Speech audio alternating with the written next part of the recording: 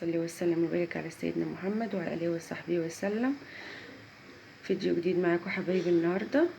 زي ما انتم شايفين كده البطاطا اللي هتخلصي الغاز عليها، ولا حبايبي هتشويها في الفرن ولا تتعبي نفسك في الحله كده. زي ما انتم شايفين كده ببخارها طالع.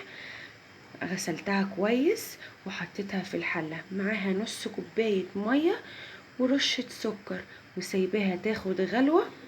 وبعد كده هوطي العين عليها، واحلى بطاطا هتاكليها مشويه كانها في الفرن.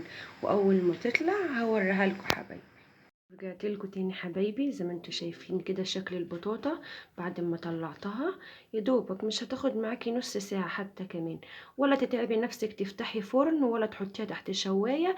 على طول مش هتاخد منك حتى ربع ساعه وتطلع بالشكل الجميل ده. لو عجبكم الفيديو حبايبي متنسوش الاشتراك في القناه واللايك. والسلام عليكم ورحمه الله وبركاته.